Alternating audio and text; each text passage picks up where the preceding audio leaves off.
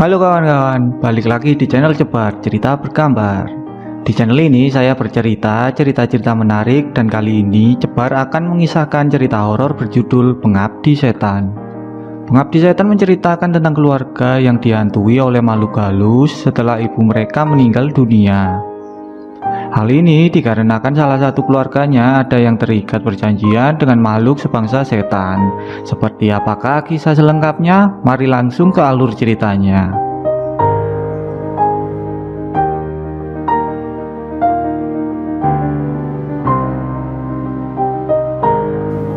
Ada seorang wanita bernama Rini yang menemui seorang produser. Rini menanyakan tentang royalti lagu-lagu ibunya yang berada di bawah naungan label tersebut. Sang produser pun menjawab jika lagu-lagu ibu Rini sudah tidak menghasilkan royalti karena usianya yang sudah semakin tua dan sakit-sakitan. Rini pun pulang dengan perasaan kecewa. Rini di rumahnya tinggal bersama sang nenek, ayahnya, ibunya yang sakit, dan mempunyai 3 adik. Adik pertama bernama Tony, kedua Bondi, yang ketiga Ian yang mempunyai kekurangan yaitu tidak dapat bicara atau bisu. Di rumah, Rini bicara dengan ayahnya yang sedang memperbaiki kursi rumah. Mereka berdua tampaknya berdebat soal kondisi keuangan keluarga yang sudah memprihatinkan. Keluarga mereka tidak lagi memiliki uang, bahkan rumah sudah digadaikan untuk membiayai pengobatan ibu mereka yang sakit. Rini menanyakan kepada ayahnya, kenapa tidak dijual saja rumahnya untuk membiayai pengobatan ibu dan sisanya membeli rumah yang lebih kecil. Sang ayah langsung menjawab bahwa tidaklah mudah mencari pembeli rumah dengan cepat, alhasil menggadaikan rumah menjadi pilihan satu-satunya. Ya namanya kepepet, terpaksa deh si ayah.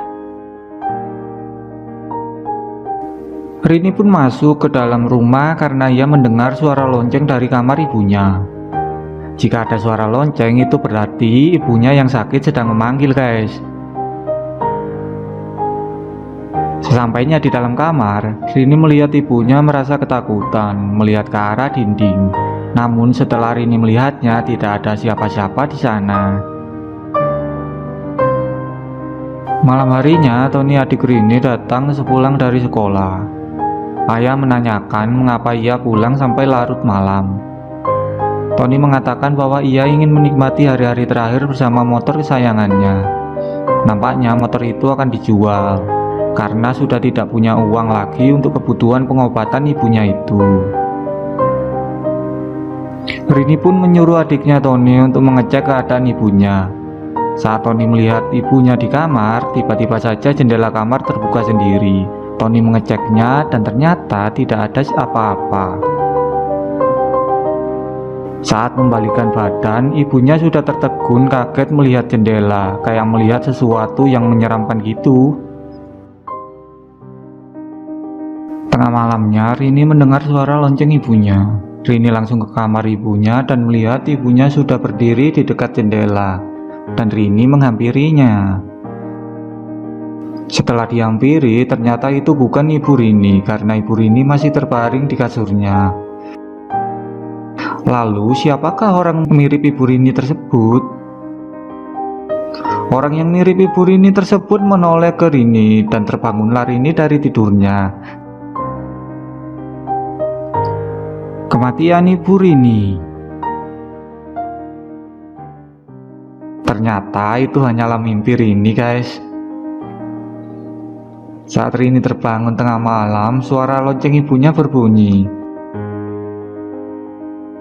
Rini bergegas ke kamar ibunya dan mendapati ibunya berdiri dekat jendela seperti dalam mimpinya. Bedanya ketika dihampiri, ternyata itu benar-benar ibu Rini.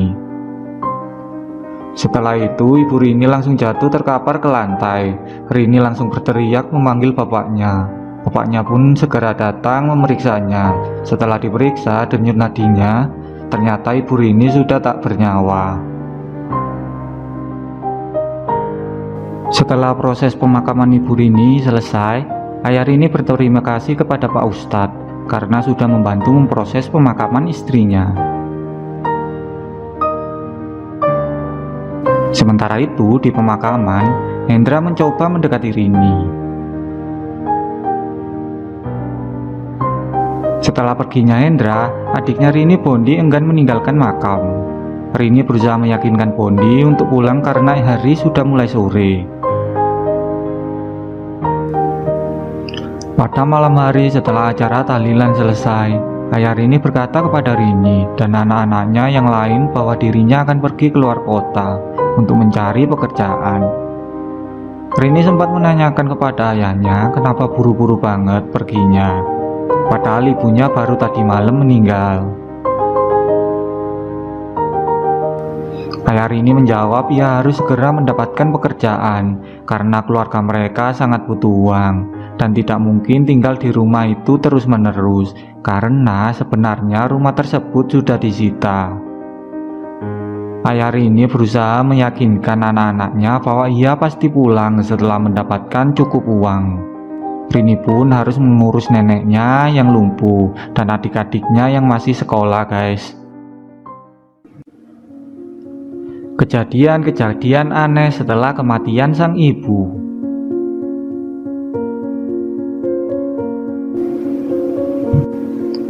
Sementara itu di malam yang sama, di kamar Tony dikagetkan dengan suara lonceng dari kamar ibunya. Saat dicek di kamar ibunya, tiba-tiba lonceng tersebut melayang bergerak-gerak sendiri tanpa ada yang memegangnya. Tony pun ketakutan dan kembali ke kamarnya lalu meringkupi seluruh tubuhnya dengan selimut karena saking takutnya.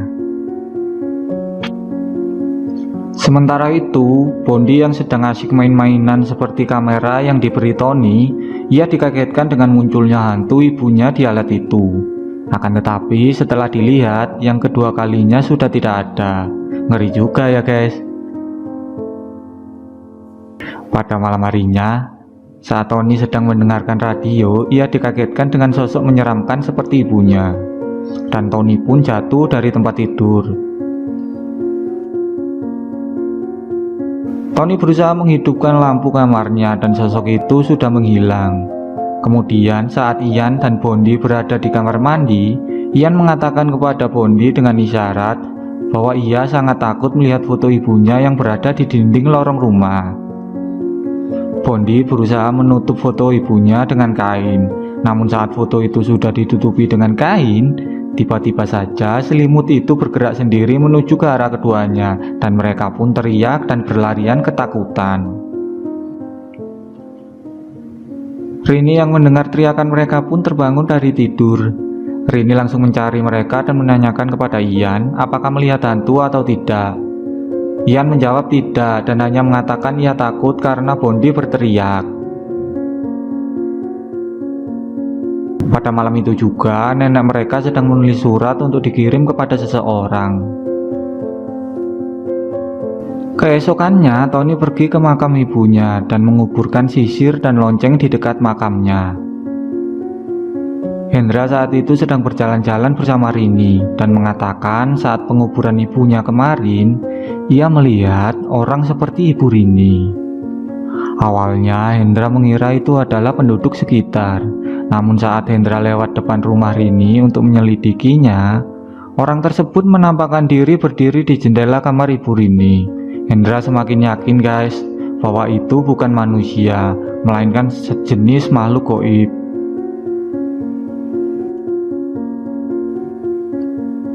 Kematian tragis nenek Rini.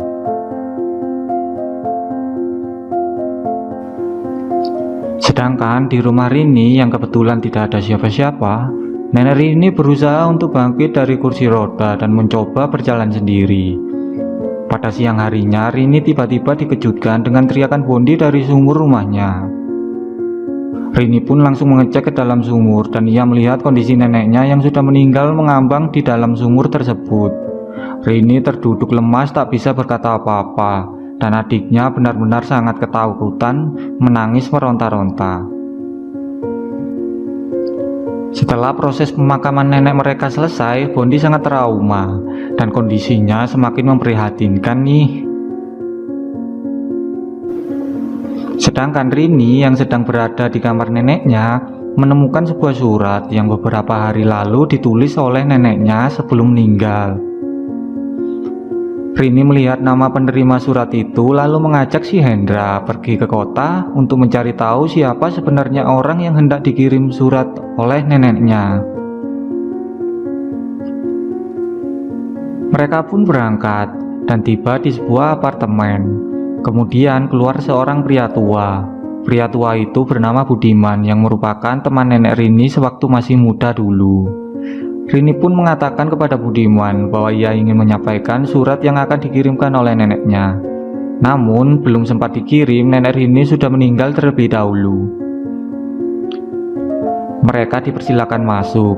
Budiman mengatakan bahwa nenek Rini sangat menentang pernikahan ayah dan ibu Rini, karena ibu Rini adalah seorang penyanyi dan tidak bisa memberikan keturunan. Rini langsung menimpali perkataan Budiman bahwa hubungannya neneknya selama ini ke ayah dan ibunya baik-baik saja, kata si Rini. Kemudian Budiman mengatakan bahwa kalau nenek Rini sebenarnya curiga bahwa menantunya mengikuti sekte aneh supaya bisa mendapatkan turunan. Keyakinannya semakin diperkuat dengan penyakit yang diderita ibu Rini dan meninggal dalam keadaan aneh. Rini semakin bingung dan seakan tidak percaya. Namun Rini mulai berpikir setelah ibunya meninggal dunia, banyak kejadian aneh yang menghantui rumah mereka. Sebelum Rini dan Hendra pulang, Budiman menasehati Rini supaya mereka harus saling menyayangi dan menjaga satu sama lain supaya iblis tidak bisa mengambil salah satu dari mereka, guys. Di rumah kondisi Bondi semakin menurun saja dan tingkahnya semakin aneh karena tidak mau bicara sepatah kata pun. Bahkan Ian tidak berani menatap mata kakaknya itu. Malam hari ketika Ian akan memasuki kamar mandi, ia dikagetkan dengan hantu yang terlihat di dalam kamar mandi rumahnya. Ia mencoba berlari namun bajunya tersangkut di pintu kamar mandi. Dan karena Ian bisu, seisi rumah tidak ada yang mengetahuinya, guys. Paginya, Rini mengecek ke kamar adik-adiknya dan ia tidak mendapati Ian. Rini bertanya kepada Bondi, namun Bondi tidak menjawab. Rini langsung mencari keberadaan adiknya dengan dibantu oleh Tony. Rini sangat kaget ketika ia menemukan Ian tertidur di dalam kotak penyimpanan besi yang berada di luar rumah. Rini langsung membawa Ian masuk ke dalam rumah dan memberi pesan kepada Ian supaya memberitahu dia jika ada apa-apa. Tony mengatakan kepada Rini bahwa ia baru saja membaca buku misteri tentang sekte kesuburan. Intinya buku tersebut berisi tentang sekte yang membuat seseorang bisa mendapat keturunan walaupun mandul, guys. Tony curiga dulunya ibu mereka mengikuti sekte tersebut. Tony juga menambahkan bahwa menurut buku itu anak terakhir dari pengikut sekte tersebut akan diambil saat usianya menginjak 7 tahun. Dan Ian 3 hari lagi berulang tahun yang ke-7 tahun, guys. Semula Rini tidak percaya, akan tetapi setelah Tony menunjukkan sebuah foto lama mereka di mana di sekitar ibu mereka ada sosok misterius yang selalu mengikuti kemanapun ibu mereka pergi. Rini pun mulai percaya dan menanyakan bagaimana sekte tersebut mengambil anggota keluarga terakhir dari pengikut sekte itu. Lalu Tony menjawab, justru itu yang membuat tidak masuk akal, karena menurut buku yang ia baca, ada sosok mayat hidup yang menjemput ke rumah pengikut sekte, kayak zombie gitu. Selanjutnya Rini pergi ke rumah Hendra dan meminta bantuan kepada ayah Hendra yang seorang ustadz. Setelah melihat seluruh isi rumah Rini, ayah Hendra berpesan kepada mereka untuk sholat agar terhindar dari godaan setan. Sewaktu Rini selesai sholat, ia dikagetkan dengan kemunculan hantu ibunya yang muncul secara tiba-tiba di depannya, guys. Kemudian Rini langsung lari dengan adik-adiknya mengungsi ke rumah Hendra. Pagi harinya, Rini, Tony, dan Hendra berdiskusi mencari cara bagaimana mengusir makhluk-makhluk tersebut. Saat berdiskusi, tiba-tiba saja telepon rumah Hendra berbunyi. Dan Hendra mengatakan bahwa yang menelepon adalah Budiman. Hendra berkata bahwa Budiman ingin membicarakan sesuatu yang penting. Hendra pun langsung berangkat ke tempat Budiman dan sesampainya di sana, Budiman langsung menitipkan surat untuk Rini. Kematian Hendra. Surat itu harus segera sampai, jika tidak keluarga Rini semakin berada di dalam masalah yang besar. Namun naas, di perjalanan, justru Hendra mengalami kecelakaan parah sehingga membuatnya meninggal dunia secara tragis. Setelah pemakaman Hendra selesai, ayahnya sangat sedih dan terpukul. Sedangkan pada malam hari, saat Rini sedang berada di ruang makan, ia melihat keanehan di sekitar rumahnya. Rini melihat seperti ada orang-orang aneh yang mengawasi rumah mereka. Ketika Rini akan menutup jendela, tiba-tiba saja seperti ada yang menarik tangannya dari luar jendela. Rini langsung berteriak dan adik-adiknya mendengar dan menolong menarik tangan Rini. Mereka pergi ke ruang depan dan dikagetkan dengan kedatangan ayah mereka yang baru saja datang dari luar kota. Ayah mereka pun mengajak mereka untuk pulang ke rumah mereka. Saat mereka sudah berada di rumah, ayah mereka mengatakan kepada Rini dan juga yang lainnya supaya berkemas besok pagi mereka akan pindah ke kota. Di sisi lain, Tony yang sedang mengantar Ian buang air tiba-tiba saja kaget karena pintu kamar mandi tertutup dengan sendirinya. Tony pun langsung berteriak meminta pertolongan kakak dan ayahnya. Sang ayah langsung mendobrak pintu dan terlihat jelas bahwa Ian ditarik ke dalam sumur oleh makhluk-makhluk yang mengganggu rumah mereka. Saat ayahnya kemudian masuk ke dalam sumur untuk menyelamatkan Ian, Ian pun masih dapat tertolong. Kemudian mereka melihat ke pintu luar ada banyak sekali orang-orang aneh yang mengepung rumah mereka, guys. Rini keluar rumah dan mencoba mengusir orang-orang itu. Saat berada di ruang tamu, kursi roda milik nenek mereka bergerak dengan sendirinya. Bukan hanya itu, barang-barang lain yang ada di rumah juga terlempar ke sana kemari. Setelah itu, Ian tiba-tiba seperti akan terbang tertarik keluar rumah. Beruntung Bondi berhasil menyelamatkannya. Keesokan paginya, mereka baru selesai berkemas-kemas untuk pindah dari rumah itu ke kota. Dan di saat itu, Pak Ustadz datang ke rumah mereka untuk mengantarkan kepergian mereka. Namun, mobil yang akan menjemput mereka tak kunjung datang. Sampai malam hari pun tiba.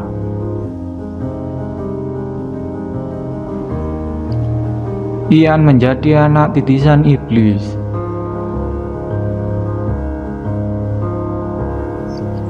Pada malam harinya, Rini penasaran dengan surat dari Budiman dan langsung membacanya, dan setelah membaca Rini memberitahu Tony. Ternyata isi surat tersebut adalah anak terakhir pengikut sekte bukan diambil untuk dikorbankan, melainkan anak itu adalah titisan iblis, dan orang-orang yang mengepung rumah mereka sebenarnya anggota sekte tersebut untuk memberi tanda kepada si penjemput alias zombie tersebut. Saat hari sudah semakin malam, terdengar suara lonceng aneh dari luar pintu kamar. Rini dan Tony terkejut melihat ibu mereka yang sudah meninggal berjalan menuju kamarnya. Sementara itu di kamar, Bondi bertanya kepada Ian sedang apa ia melihat keluar jendela. Ian pun langsung menjawab bahwa sedang bicara dengan teman-temannya. Bondi semakin ketakutan karena sebenarnya Ian ini bisu dan secara tiba-tiba bisa bicara.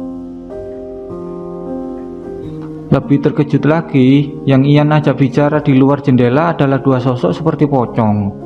Bondi ketakutan dan bersembunyi di bawah kolong tempat tidur. Ih, ngeri banget guys, bicara sama pocong. Pak Ustadz yang ketiduran di meja terbangun karena menyadari ada seseorang yang berjalan di dekat sumur dan mengeceknya. Pak Ustadz terkaget karena setelah dicek, ternyata yang berjalan itu adalah anaknya yang sudah meninggal dan masih terbungkus kain kafan seperti pocong. Wah, si Hendra ikutan jadi mayat hidup nih.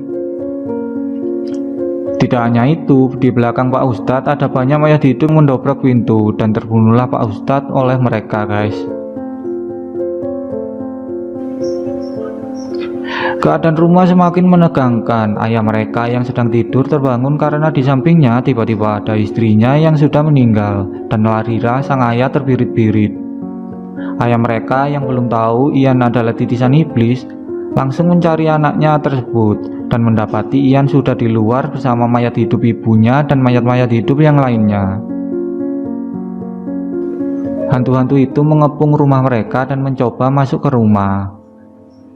Lalu beruntung si Budiman datang dan langsung mengajak mereka untuk pergi dari sana dengan naik mobil dan mereka pun melarikan diri. Setahun kemudian, setahun berlalu, mereka tinggal di sebuah apartemen dan hidup tenang tanpa gangguan-gangguan makhluk aneh tersebut, guys. Saat pagi hari, Rini sedang memasak dan mendengar ada orang yang mengetuk pintu. Rini langsung membukakan pintu. Ternyata tetangga apartemen mereka datang untuk memberi makanan kepada mereka. Saat tetangga tersebut kembali ke apartemennya, ternyata mereka tinggal berdua seperti sepasang suami istri, dan mereka berbicara tentang memanen jiwa-jiwa anak manusia yang menjadi titisan iblis. Kalau saya duga sih, kayaknya pasutri tersebut adalah anggota sekte pemuja setan tersebut deh. Itulah alur cerita pengabdi setan yang sangat menyeramkan. Saran aku jangan pernah ikut sekte-sekte yang aneh yang menyesatkan daripada ujung-ujungnya berakhir tragis. Jangan lupa kawan-kawan, jika kalian suka video ini, klik subscribe, like, dan share video ini ya.